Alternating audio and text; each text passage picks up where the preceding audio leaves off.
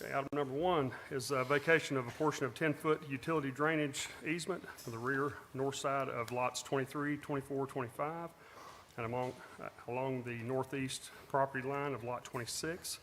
The center phase number 3, submitted by Sarah Marler. Did I say that right? And Larry Walker, Stephen Smith, Stacy Krieger. Sarah, you got a staff report? Yes, sir, absolutely. So as you stated, this is a vacation of easement at the center, phase 3. So they will be vacating, or they're requesting to vacate the 10-foot rear line utility easement. The existing conditions is that this is zoned R2, medium density residential. The center phase 3 subdivision was approved in 2008, and construction of homes is still in progress. The easement should have been removed when they did their final plat because all the utilities had been moved from rear utility line, rear property lines to the public right-of-way. And so when they did their final plat, they should have not platted these easements. However, they did not remove those from the final plat, but there are no utilities located in that area. It is adjacent to Sequoia Park and Sequoia Elementary School. So the items to consider when you're doing a vacation of right-of-way is there an impact to the public trust functions? No, on this one there is not. It's an unused portion of the rear line, rear property line where the utility easement is. There will remain an existing drainage easement between lots 24 and 25, and that will remain in place and will not be vacated as a part of this process. Are there any land use impacts? No. Impacts?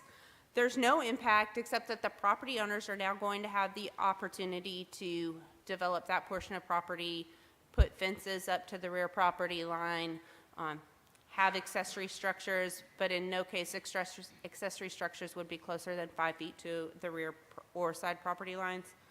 And the public benefit is that there's a reduction in city responsibility, which transfers potential maintenance to the property owner, allowing public resources to be allocated to projects for the community.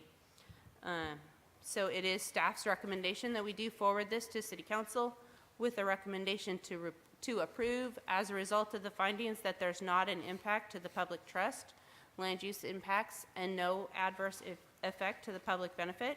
There were no objections filed by any utility companies. There are no current installations within the easement, and the drainage easement between lots 24 and 25 is unaffected. Are there any questions? Thank you, Sarah. Are the applicants here, and do you have anything to add to that?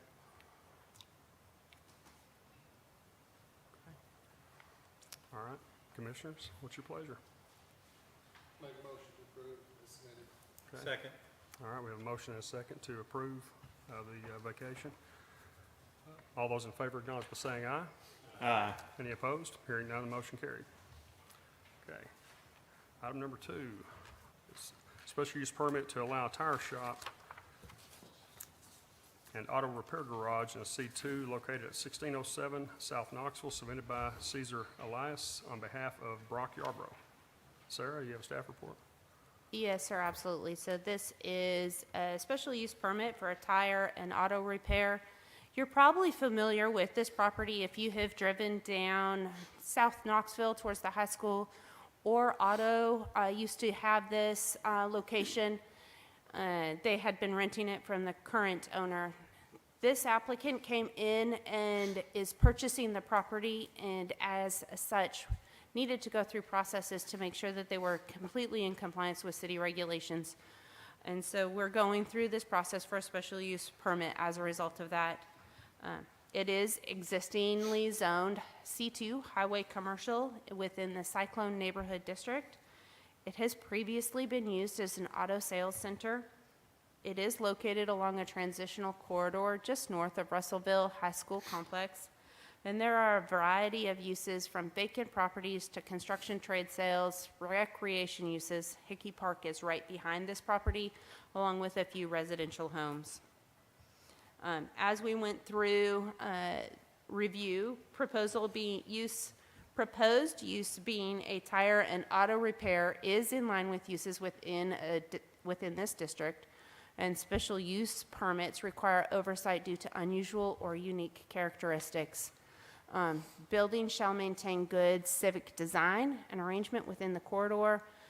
This building is in visual harmony with the buildings in the vicinity and does meet the commercial building design requirements. There is no discernible benefit by requiring alterations. The size and the bulk of the building is comparable to other buildings in the district, and the proposal does meet the spirit and intent of the zoning code. Sidewalks would be required if future improvements increase the value of the property greater than 50%, but this is an existing structure. There are no alterations that staff is aware of that would require sidewalks, and so none would be required at this time. The only requirement that staff has is that we do need to confirm that they have parking and ADA requirements are met, and it was unclear when we visited the site because the striping has faded away. I know they have plenty of parking on that site, not arguing that, but we just need to confirm that. So thus the note, it does appear to be met. So the recommendation is to forward this application to City Council for approval with the following conditions. Restripe to confirm parking requirements are met. Confirm or provide ADA van accessible parking spaces per federal regulations, and confirm or provide ADA access to the front entrance of the building. Staff does believe that these are probably met, and it's more just paperwork that has to be done, but we do want to make sure that that is already taken care of at this site. And this is as a result of the findings that the applicant demonstrates compliance with the regulations of Article 2.10, Article 3, and that's supposed to be Article 4 of the Russellville Zoning Code. The proposed use is in line with adjacent uses within this district, and current traffic routes are constructed in such a way to handle traffic from this business. Are there any questions?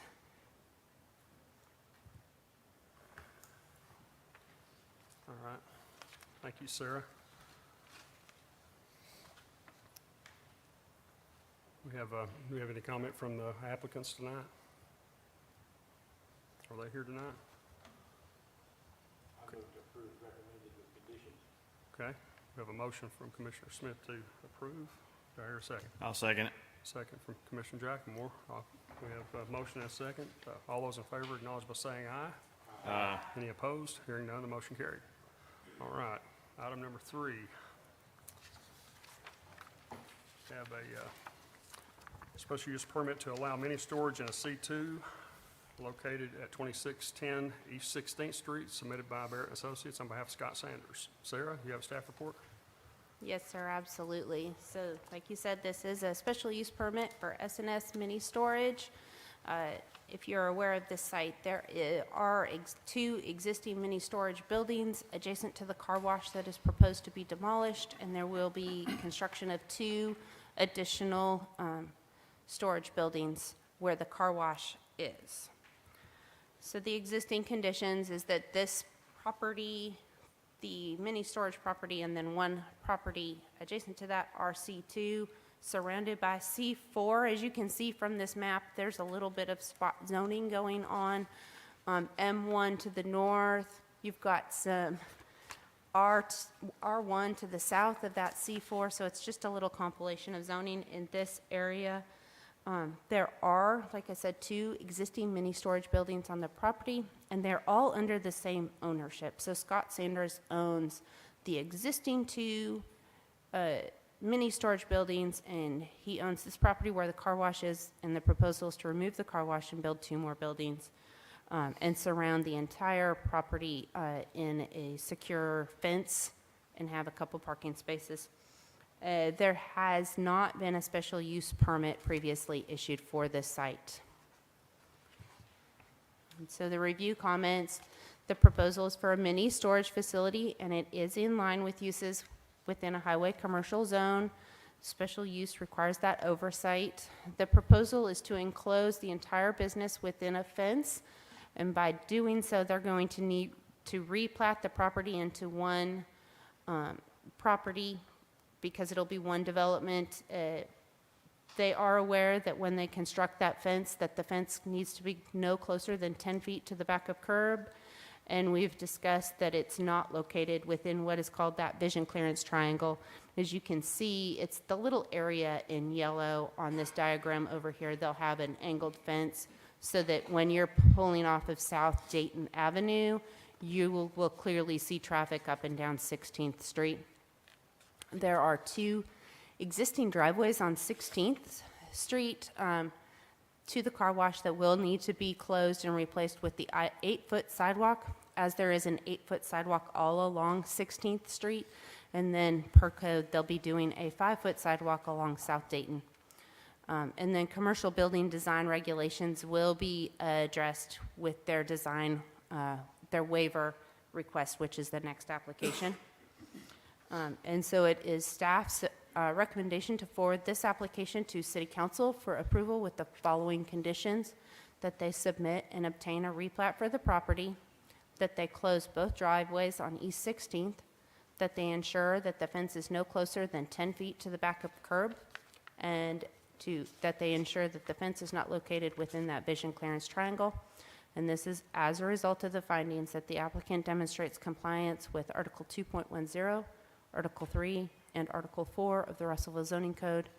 The proposed use is in line with uses in this district, and current traffic routes are constructed in such a way to handle traffic from the business.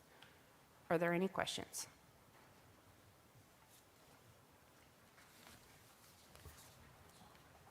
All right, Scott, you have anything you want to add to that, or is, anybody from Barrett? You got anybody from Barrett? Dave, you got anything to add?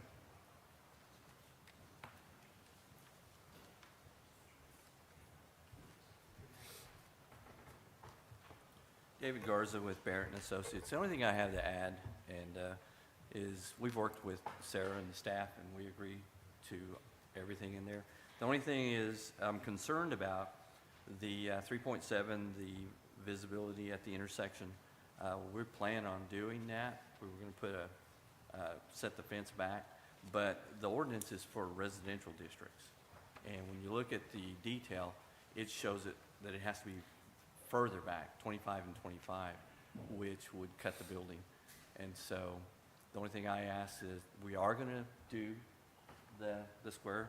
We're going to cut the corner off. But I would ask that you take out that requirement and that you rewrite it or reinstate that we will provide Sarah with a satisfactory method of taking care of that corner. So that way we're not tied to that detail. That's the only thing. I don't want to be tied to the detail because I'm afraid it's going to be very cumbersome. But if you'll make it that item number 4 contingent on meeting Sarah's approval, we're okay with that. You okay with that? Sarah, step up to the mic, please. Go ahead. See, it's got that 25 and 25 when I saw that.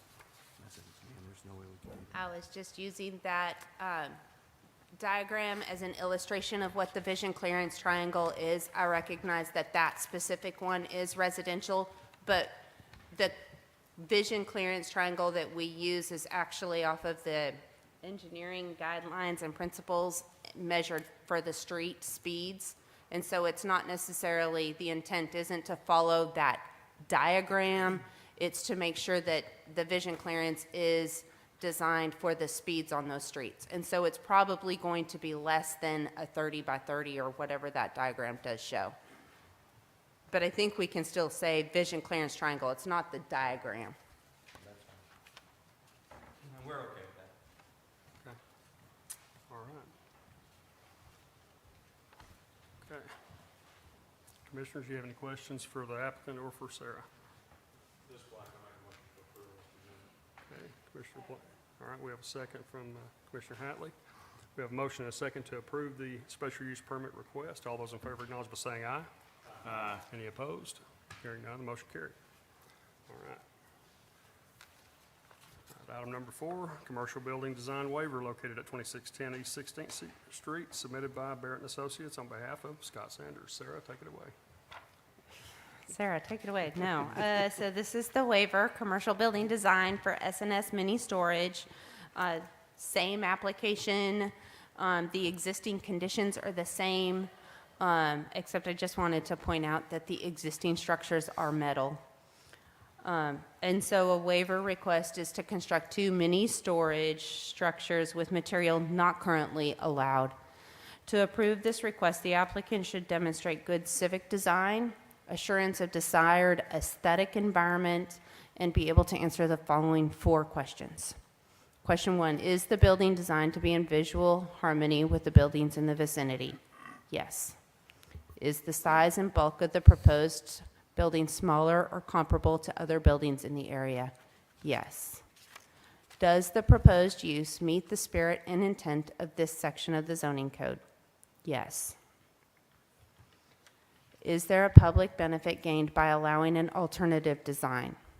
No. So as properties redevelop, they come into compliance with the regulations in effect at the time of development. The applicant also owns the adjacent storage buildings, which is resulting in this application. When redevelopment occurs, it becomes an opportunity to realize the vision in place at the time that the code was adopted.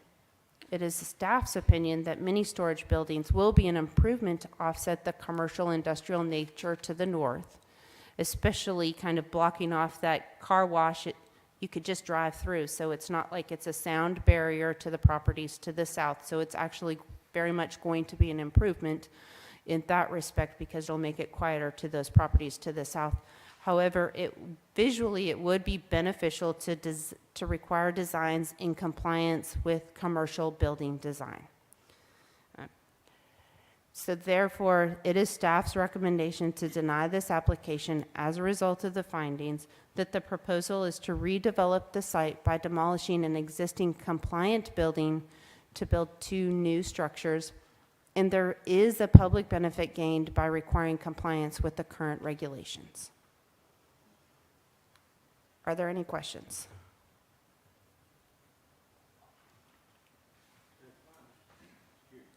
It's my understanding they're gonna tear down the car wash Yes, sir, and put up the identical buildings that's there now. they are.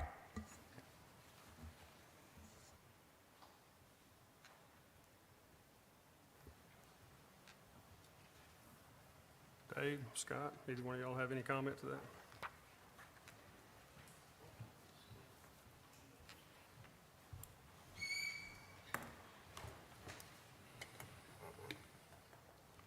So we were asking for the waiver from the planning commission to keep the buildings in harmony with the existing buildings, and given the idea, the understanding that these buildings are gonna be behind a security fence. Now, the security fence isn't just, it's chain link, but it's gonna be the black coated chain link so that it looks more decorative. It looks a lot better, so, and we have a gate that goes across there. So these buildings are gonna be behind that. And though the commercial building design code, you know, is usually it's for commercial areas, and you do want commercial areas to look good. Main Street, Arkansas Avenue, where you have a lot of businesses that are in the area that serve people, and so you get a lot of traffic coming in and out of there. But in this area, it's more industrial and it's more construction. There is 3 service-oriented buildings. The convenience store that has had several owners. You have a daycare, and then you have the laundromat. Other than that, a church, everything else is industrial or construction oriented. Across the street, of course, you have Kirby construction there.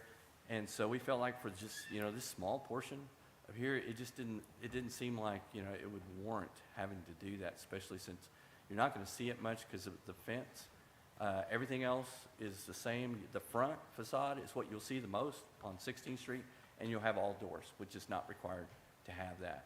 So it just seems like it's a waste of material and time to do that, but we're going to leave it up to your discretion. All right, thank you, Dave. Yes.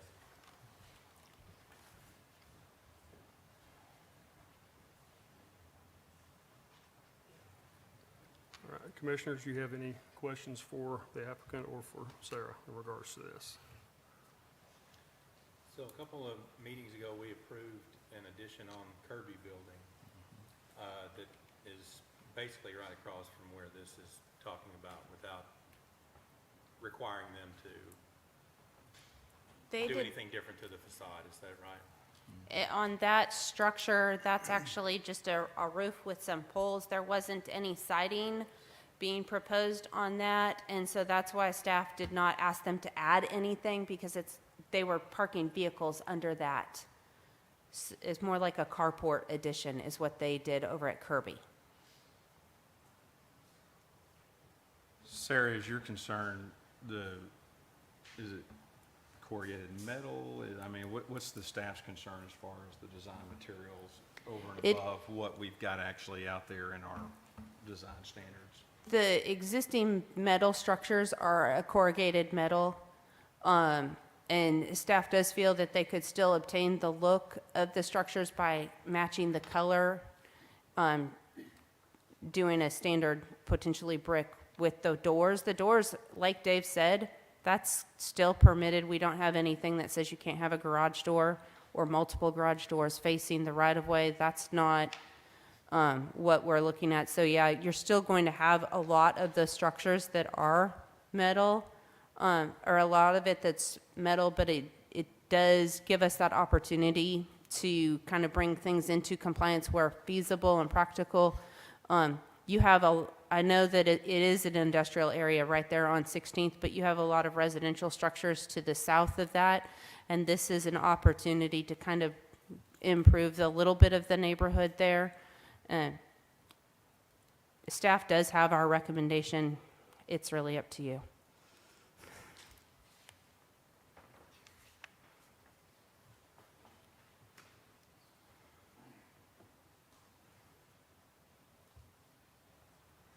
All right, commissioners.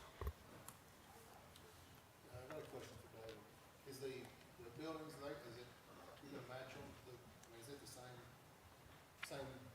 type of building, same size, everything, color matching, the same ones that are there? Yes, yeah, well, the plan, Scott wants to just duplicate what's there, so they all look the same. And then, right now, it's not secure, and you have a car wash there, and then you have the mini storages, and they're completely open. So by securing it with the 6-foot-high fence, and we didn't want, I talked to Sarah, we kind of didn't want just a chain link fence, the galvanized, so I proposed the black coated to make it look better. Public Works, for example, they have that black coated, looks good, looks nice. Even on the Parkway side, they did the black coated back in their storage area, and it looks good. So, and so I talked to Scott, so let's do the same thing. Let's secure it with the black coated fence. But, the building's gonna be behind it there, and it's just a short distance that any residents are gonna see it when they go by the daycare, and which is right across the street. And like I said, everything else is the same. I understand what the code is for, and I agree with what it's for. I don't see it at this particular application, given the nature of what's around it. I don't go down there. I used to go to the laundromat, but there's just not a lot of traffic there.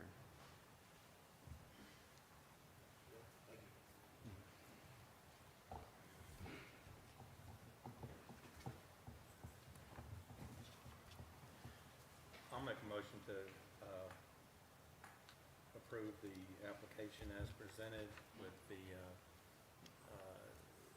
aesthetic and fence included, and forward that to council for approval. All right, we have a motion. Okay, we have a motion and a second. This does not go to council. You guys are the decision authority on this one. Okay, thank you. We have a motion and a second to approve this request here, this waiver. All those in favor, acknowledge by saying aye. Aye. Any opposed? Hearing none, the motion carried. All right. We have a Russellville zoning code update discussion. Sarah, you want to fill us in on that? Yes, hello. So this is my monthly Russellville zoning code update, definitely taking advantage of the fact that we have plenty of people here in the audience today. And I start with this slide every single time because we're updating the zoning code for quality of place. We're designing for people and places, clear standards, and predictable and simplified process. We are getting close to the end of this project, and you won't have to hear very many more of my monthly updates. At least that is my hope. We do still have the survey, so if someone got their smartphone and wants to take this survey, or if someone sees this online, that is still open at this time. And so I will start with the previous items. The visual preference survey, that survey I just highlighted. As of 3 p.m. today, there's now 126 responses.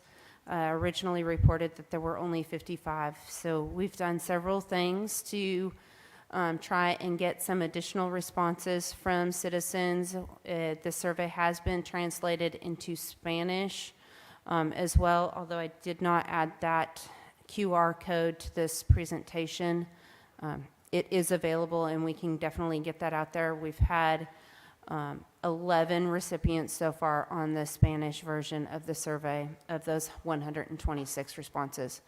I have talked about the commercial building design standards and just some slight modifications to those.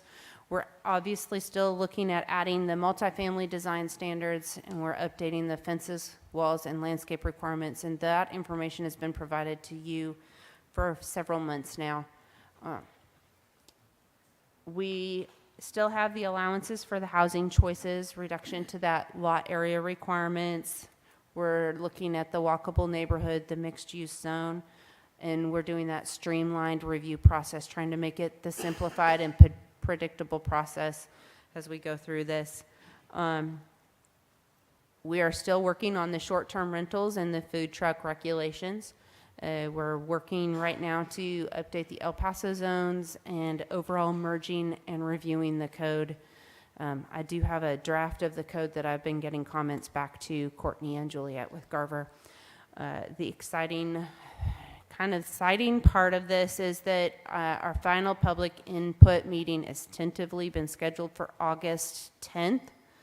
And the plan is to present that final draft and review comments and receive comments at that time, so that at our September 1st hearing here at Planning Commission, we can have a public hearing for consideration of the Russellville zoning code update. So that's the timeline that we're looking for, to have that public hearing here September 1st at our September commission meeting. And just ending my update with this same slide, reminding us all that it's about quality of place. We're designing for people and places. We've got clear standards, and we're making this predictable and simplified process. Are there any questions?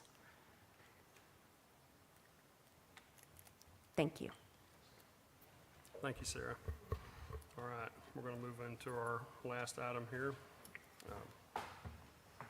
We have a large-scale development located on 330 Hobnob Road, submitted by SVB Project Development on behalf of Legends Resort and Casino, LLC, GCK Properties, LLC, and John Martin Duffick, Christina Lee, did I say that right? It's Christina Lee Duffick, Michelle Huck, Ralph Huck, SSB Investments, LLC, Tim Baker, Will Wetzel, and Laura Wetzel. Sarah, you got a staff report on that? Please vibrate our phones, folks. And some of those properties have closed, so not all of those applicants are still party to this application. And I received that information last week, but did not update since the original application filed had all of that information on there. Thanks So for letting is- me go through my spiel then. I'm sorry, Appreciate you're it. right, I should have told you prior. All right. Anyhow, so this is the large-scale development for the Legends Casino Resort Development. And this is their revised plan. They did remove the water park from their application in conversation with the city and with Casino Cherokee Nations. That economic development agreement was not party with the city of Russellville. It's with Pope County. They fully intend to still build a water park. However, it's not included with this application at this time. They still have some work that they want to do on that. And since their proposal for a large-scale development is the casino resort, that is what we're reviewing at this time. The existing conditions, the property is zoned C5 Highway Commercial Casino District north of Hobnob Road and R1 Single Family Residential south of Hobnob Road. It is located within the Weir Road Development District. The majority of the property is undeveloped and is mostly agricultural. The property on Hobnob and southeast of the development is partially developed, including the location of the state police driver testing facility located at the intersection of Alaska Trail and Hobnob Road. And then there are a few single-family homes located north of this project on Alaska Trail Road. This property was zoned C5 by Ordinance 2343, which established the rights granted to jurisdictions by the state of Arkansas to extend zoning to areas located within the planning boundary. Properties where zoning has been adopted are subject to both the Russellville Zoning Code and the Land Subdivision and Development Code. This proposal is for a 47,700 square foot casino, a 203-room hotel, an indoor and outdoor concert event venue, multiple restaurants, and an RV park. The site plan submitted with these items is what we have based our report on. The Planning Commission may only deny an application if the applicant does not demonstrate that they are in compliance with the requirements or in the event that the application conflicts with any of the provisions outlined in the Land Subdivision and Development Code. And the Planning Commission is the final authority on a large-scale development application. It does not go to City Council. Compliance requires adequacy of public facilities and services, and the application includes proposed improvements for the water, sewer, stormwater, and transportation system that would be considered adequate. The applicant submitted a traffic impact study of the off-ramps at Weir Road and Bradley Cove Road and the intersections of Hobnob Road. The study indicated that the level of service falls below a classification of C for both off-ramps from I-40 on Weir Road and to the intersection of Weir Road and Hobnob Road. Improvements at all three locations will require both the City of Russellville and RDOT to approve the proposed improvements. Stormwater improvements are proposed, including a regional detention facility sufficient for any future development within the casino property. And water and sewer improvements are proposed in alignment with the current regulations.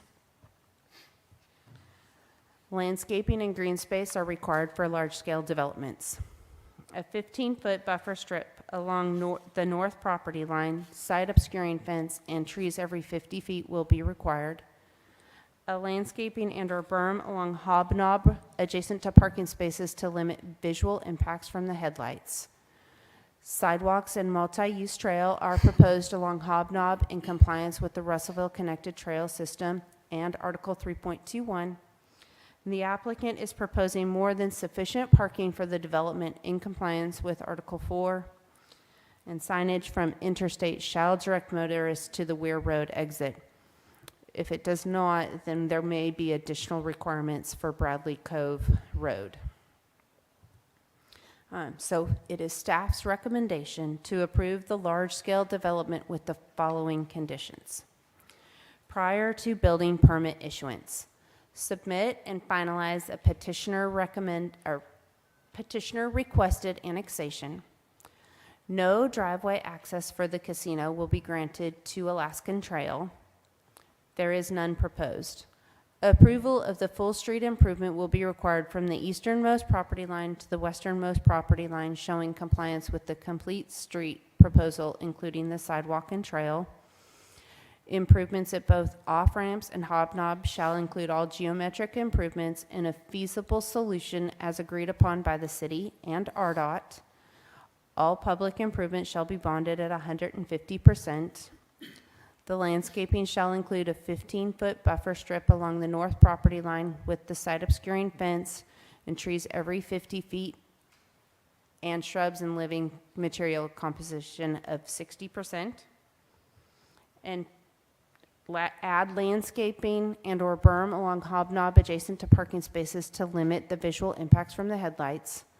Ensure all signage directs motorists to exit 83 on I-40. And prior to construction of the off-site detention, rezone the property south of Hobnob from R1 to C2 and/or C5. And again, that is all prior to building permit issuance. A certificate of occupancy will only be issued after the following items are completed: completion of the hotel gaming facility permitted drawings, a final plat application including dedication of right-of-way and any utility easements required, and improvements approved and permitted by the city and RDOT completed, and a bond regarding improvements required but not permitted at this time by RDOT at 150% for the cost of improvements identified in the traffic impact study. And those were prior to the certificate of occupancy being issued. Upon issuance of a certificate of occupancy, submit a new traffic impact study reevaluating the off-ramps at both Highway 124 Weir Road and Highway 331 Bradley Cove Road, confirming distribution assumptions within the original traffic impact study under the following conditions unless otherwise directed by the city engineer. Collect data 6 months after certificate of occupancy and provide an updated traffic impact study report within 2 months of data collection. And if improvements warranted by the new traffic impact study within 6 months of accepted post-development traffic impact study, submit construction plans for any intersection improvements identified by the re-evaluation of the traffic impact study as being warranted for improvements. That is my staff report. Do y'all have any questions? You did state that there wouldn't be any access to Alaskan Trail for the casino, set up there, the casino. Now, that is any of the, like the RV park, any of the outdoor venues, anything? Nothing Correct. about this whole, Correct. For the casino facility, there, as shown on hotel, that anything. drawing, there is still going to be a driveway to Alaska Trail for the houses to the north that are still residential structures that are not owned by the casino. So there will be a driveway on Alaska Trail, but it will not be for the casino property. right, okay. All right. Mayor Harris, you got anything you want to add to that, or you're good? Okay. All right. All right, we didn't have anybody sign up for, to ask to speak tonight, but I am going to open it up just for a minute. If there's anybody that wants to add anything, or anybody has any comment or any questions for Sarah, or are the applicants, who's speaking on behalf of the applicant here tonight? Who's here on behalf of them? Why, you? Dave Garza with, okay.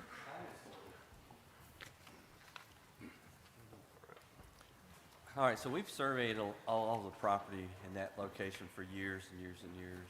And so when we were approached by the landowners to do surveys for this proposal, since we already had all the boundaries, they approached us and says, when we have an engineer that's doing our design, but you have all the boundary, would you go ahead and put together a large-scale development?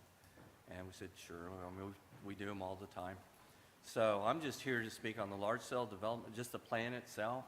The checklist is on the plan, and what we did in the drawing meets everything on that checklist. So other than that, I don't have an answer to you. The developer would have that. But as far as the large-scale development plan itself, we have everything on the checklist, and I just wanted to just state that. Thanks, Dave.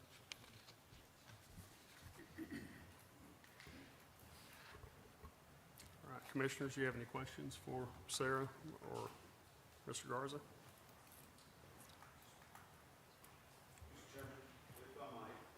If you would step up to the mic and identify yourself, please, for the record. My name's Chuck Garrett, and I'm the CEO at Cherokee Nation Businesses. Just a couple of quick comments, and first I'd like to thank the staff at within your planning department for the excellent work that they did and some very diligent work that they engaged in, so thank you for that. Two things that I just wanted to pick up on that were mentioned earlier. There was reference to the economic development agreement that we engaged and entered into with the County of Pope, and I just wanted to reiterate here publicly our commitment to honoring that, our intention to honor that. We look forward to winding up some litigation that is pending right now that is really the primary impediment to moving forward.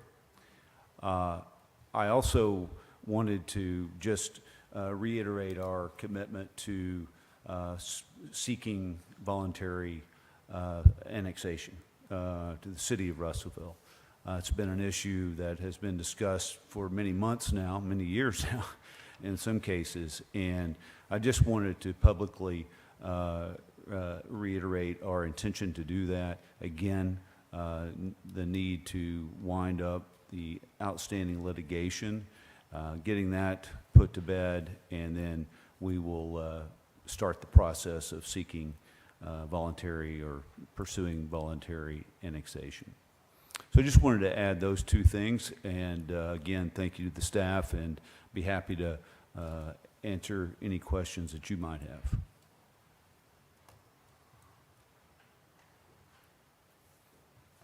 Thank you. Thank you.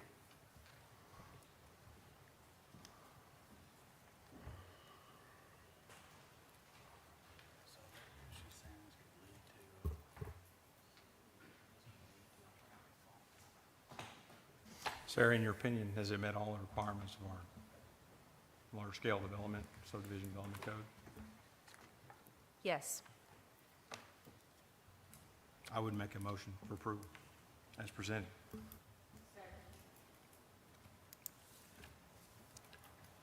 Okay.